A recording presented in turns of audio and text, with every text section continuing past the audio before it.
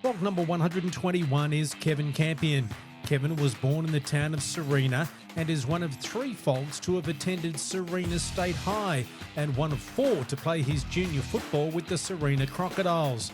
A 2-time premiership winning player, Kevin played 4 Origin games for Queensland and played 4 tests for Ireland at the 2000 World Cup. Kevin was the first Warriors player to play State of Origin football and is one of 5 players to have played in grand finals with 3 different clubs.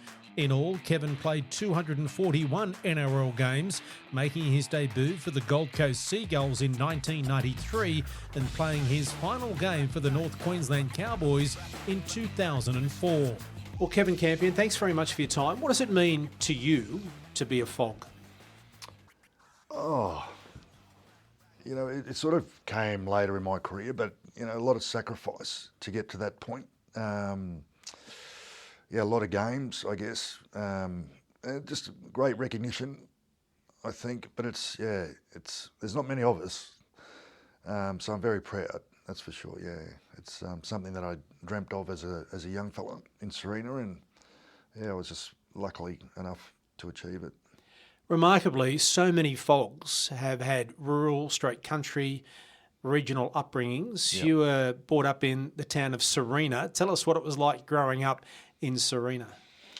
Yeah, well, Sarina was a great town to grow up. It's one of those towns you could leave your car in the middle of a town, windows down, and have no problem it getting stolen or anything like that. So, I've got some great memories, but it was all about sport, obviously. Either we played soccer early on, and then we transitioned to rugby league.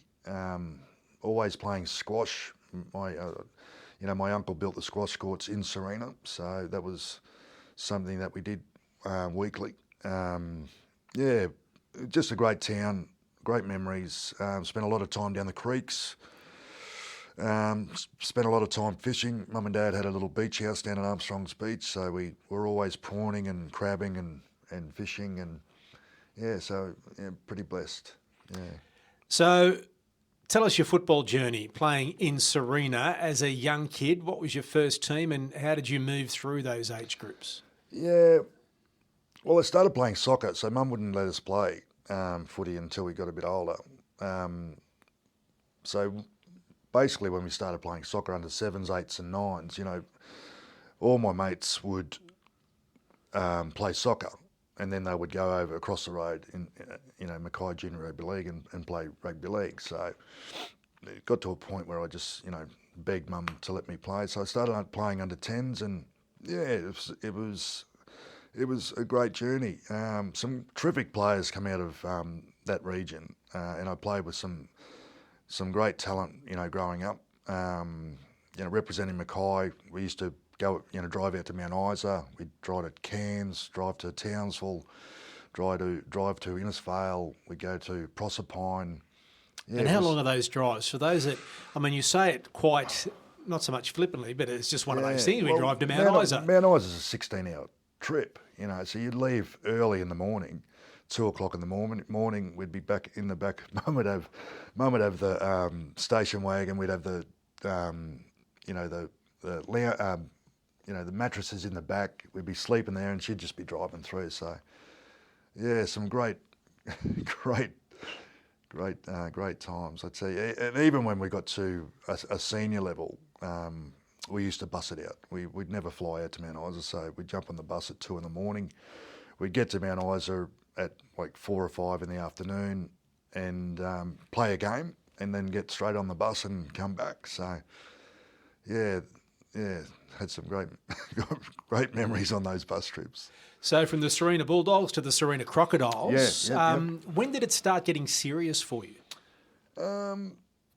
Probably, well, I had a year off in the first year under 17s, because we were just 15s, then you went to 17s. So I just turned 16. Well, I just turned 15, so I was under 16s.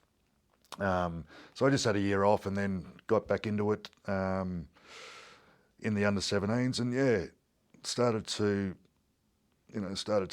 sort of really get right into the footy. We had players that I looked up to from Sarina, Rowdy Shearer and Marty Bella. They had left Sarina and gone on to play in the big league. So yeah, it was stepping stones. But 17s, then we went 19s, then we went first grade. So and in the competition in Mackay, you'd make the Mackay Foley Shield side. So Foley Shield was a great competition back then that everyone wanted to win, and we were lucky enough to win it in '91, my first year in first grade, A grade in Sarina. Yeah, so yeah, we went on to win that Foley Shield, and then a few scouts sort of got me to go down to Sydney. I had a trial down there, and then I ended up going to the Gold Coast Seagulls. Yeah. Not as a really young man. You're in your 20s when you ended up making your NRL debut for the Gold Coast Seagulls. So how did you end up at the Gold Coast? And had you thought that opportunity had passed you by? No. I was always, I was leaving Sarina no matter what. I jumped in the car. Well, I went down to Sydney for a trial, and I made the under 21s squad for the '92 season. There was a good mate of mine in Mackay, Butchie McCall. He gave Grant Bell a call, and Belly had just been appointed as the under 21s coach at Seagulls, and he asked me to stop in on my way to Sydney. So I stopped in for 4 weeks, trained the house down, and made the under 21 squad. So that's where it all started.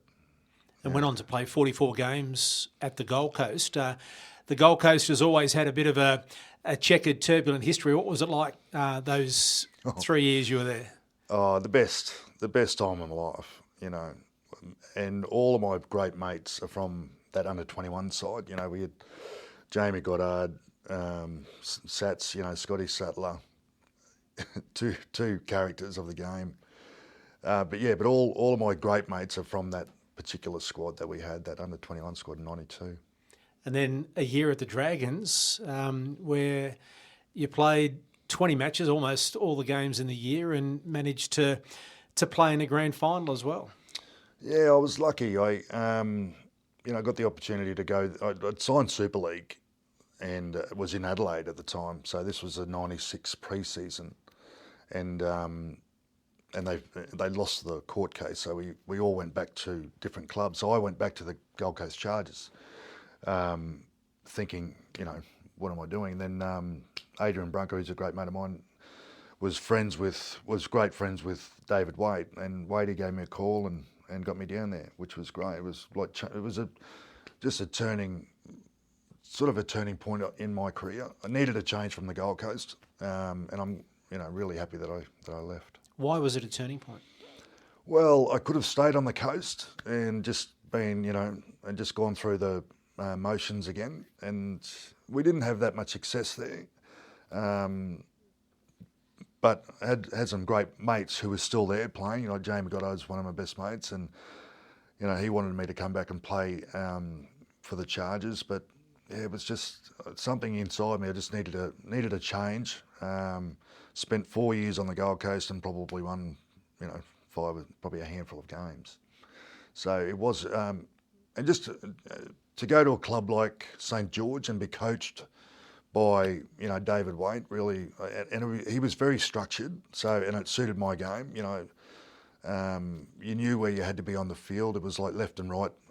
So he was, gave you a simple job, and if you did that well, you're in the side. You mentioned the Super League War, of course, '97. You ended up back in Adelaide. What was it like as a player amongst that turbulence in the game? Yeah. Or were you sheltered from that to a certain extent? We were, only because, there was players of different calibre who were on, a lot of money. So, and they were scrutinised the whole time. Both sides of the fence as well. It wasn't just the Super League boys, but Adelaide was. I loved Adelaide, but again, it's what didn't suit my rugby league, and fortunately enough, I made the Super League Queensland side. So met Wayne, and he Is that how you got to the Broncos? He orchestrated a little plan to get me to the Bronx. Yeah, Timely, because you ended up winning 2 premierships in Brisbane. What was that period of your career like? Oh, you know, just to play in one grand final at St George, I never thought I'd be in that position again to play in a grand final. You know, and you go, you know, a great mate of mine, Ivan Cleary, you know, played 12 years, and the last year of his career, he's played in a grand final. So, yeah, just to come to a club like the Broncos and to be coached and to play with some of the players that I played with, I could never, you know, being a kid in Sarina, everyone wanted to play for the Broncos. Whether you know, regional towns, everyone wanted to come down and play for the Broncos. And there's only there's not too many that got that opportunity. So I'm very lucky. It was, and then to play with some of the players that I've played, and I'll only name the forwards because, you know, Andrew G, Peter Ryan, Johnny Plath, you know, I'm good mates with Mickey Hancock. We were roomies in my last year there. Darren Smith, you know, and then you get to play with Elfie and Kevy and the Pearl and Darren Lockyer, Wendell, you know. It's a fair side. It's a pretty good side. Yeah. So then the Warriors come calling you, go to New Zealand, a boy from Sarina heading across to New Zealand. Yeah. And another, you know, I can tell this story because Wayne, I represented Ireland at the 2000 World Cup, and while I was over there, it was like the worst weather in 400 years. So, and my young fella Austin, who's he's 27 now, but he was only a kid back then, baby. He spent a lot of time in hospital in the 2000 season because he had croup. So, I just rang my wife and said, look, I don't think this is for us. You know, Austin's going to struggle over here. So, and I rang Wayne just for some advice again, and yeah, he sort of orchestrated what I had to do was ring up the Brow and Darryl Vandervoort and tell him that I wasn't coming, but I'd just been over. This was to Castleford? No, to Warrington. Oh, to Warrington. So I'd signed with Warrington, right? And Elfie and Gigi were there, and we had a good night on the soup with Elf, Gigi, and Darryl. And about 3 days later, I had to ring him to tell him I wasn't coming. So yeah, but you know the opportunity was there to go to the Warriors and build that side. Well, it was a good move because you once again played in a grand final, one of only 5 players to play in grand finals with 3 different clubs. Yep. But it also led to your selection in Origin, even though you'd played for Queensland in the Super League Tri-Series. Explain what it was like at the stage of your career, basically, to get that call to say that you were going to become a Queensland State of Origin player. No matter at what age, it's not. It couldn't be any different. You know, whether I was 18 or 31 when I debuted. I think it might have been 30 or 29, 30. I was turning 30. Yeah, it was just unbelievable. Yeah, it's just a lot of hard work to get there, and yeah, to represent Queensland. You know, it's just a dream come true for me. Where were you when you found out? Well, I was at the club, and Ando, the coach, pulled me into his office and told me the news, and I'd been named at 13. Probably a lot of people wouldn't know this, but I ran on at hooker. Mm-hmm. Probably the worst hooker that Queensland ever. I was going to say, where would you rank yourself on a list of hookers behind Cameron Smith? Well, I couldn't pass left to right. So. The reason I asked the question where you were was you had to travel from Auckland to link with the team. What was that trip? It must have seemed like an eternity to get from Auckland, having found out you just would have wanted to get there, wouldn't you? Yeah. And we all met at the Gold Coast airport so that's where we all jumped on the bus, and we went up to a retreat in the back of the hinterlands on the Gold Coast called Queenslander, I think it was, and we spent a week there. Yeah, so it was different to what I had been told an Origin experience was going to be like. But they, the Queensland side had been beaten pretty convincingly in 2000. So that 2001, we sort of knuckled down, and we weren't, we basically weren't allowed to drink or go out, and so it wasn't the party that it was all cracked up to be. So you're playing for Queensland for the first time, obviously a dream come true. Yep. You're wearing number 13, but you're told you're going to be playing hooker. Yep. Did that add to the anxiety or the nervousness of running we out? had one of the best hookers. Johnny Doyle was a great hooker, playing good footy for the Cowboys. So I don't know why Wayne, in his, he put me at hooker. But anyway, I think it was more that I was being, experienced player, being able to,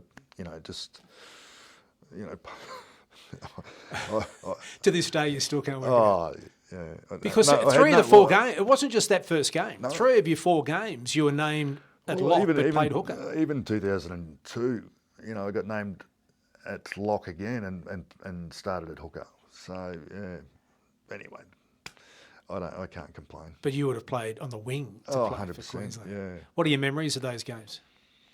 Oh, just that first game, when I debuted at the Old Lang Park, it was just amazing. Just the atmosphere, you couldn't hear, you just could not hear anything when we ran out. It was just unbelievable. So it was very emotional too. Like it,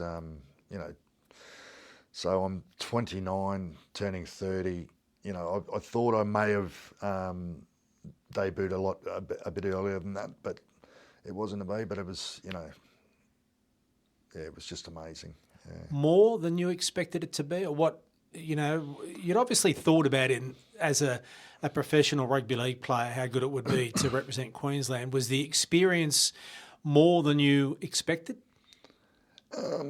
Yeah, like the experience, you do. You can get overwhelmed, I guess. But I was very lucky that I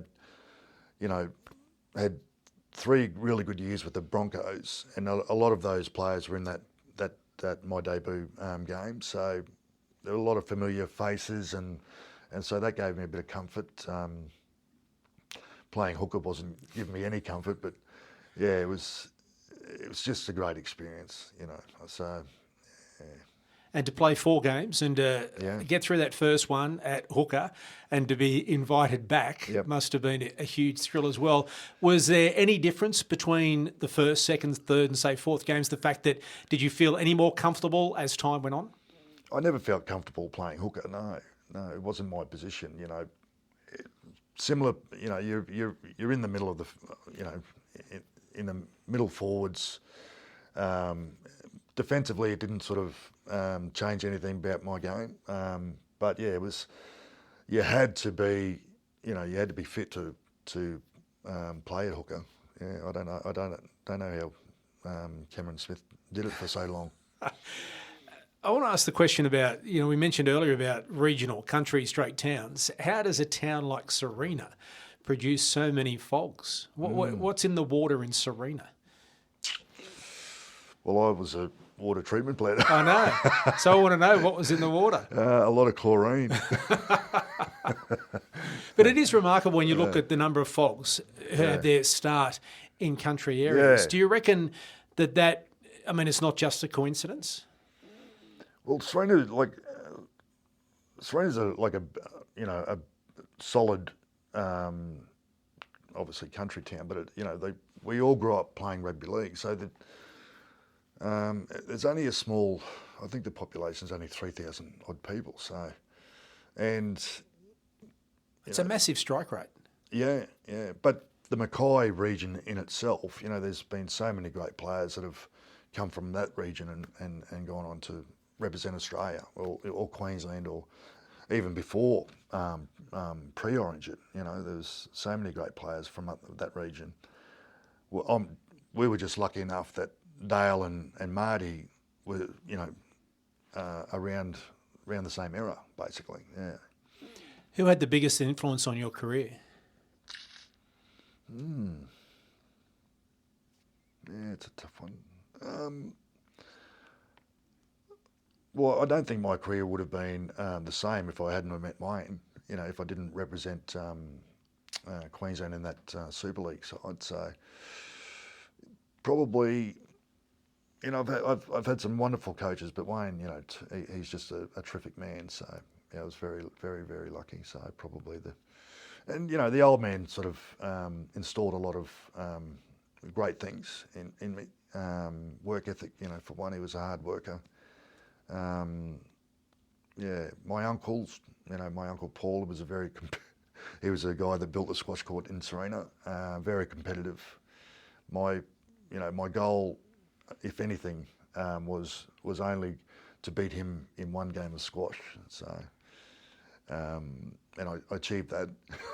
So, yeah, look, I've had some really good mentors, but Wayne, as a coach and a man, he'd be up there. What do you reckon the young kid from Sarina would think if you told him back then that he'd go on and play nearly 250 NRL games and play at a World Cup, win a couple of premierships and be a fog? Yeah, I don't, it's amazing, isn't it? Just the journey from where you start, you've got to have belief in yourself. And I think that's where it all starts. If you don't think you're good enough, you're not good enough. But yeah, I always thought, someday.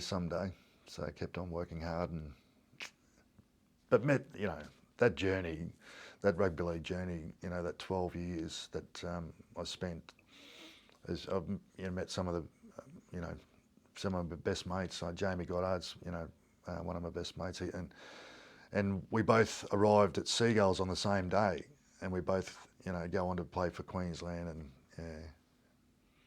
and he was another influence. Like, he was the fittest man that I've, he was just if it wasn't for Jamie, I don't think, he was just miles and miles ahead fitness-wise, and I think that, I was just trying to keep up with him. So if I was half as fit as him, I thought I'd be going okay. Well, Fog number 121, Kevin Campion, thank you very much for your time and congratulations on a wonderful career. Thanks, mate. Thanks for watching this episode of the Fog's Queenslander podcast. If there's a Fog you want to hear from, leave a comment to let us know. And don't forget to like and subscribe so you don't miss any of our videos.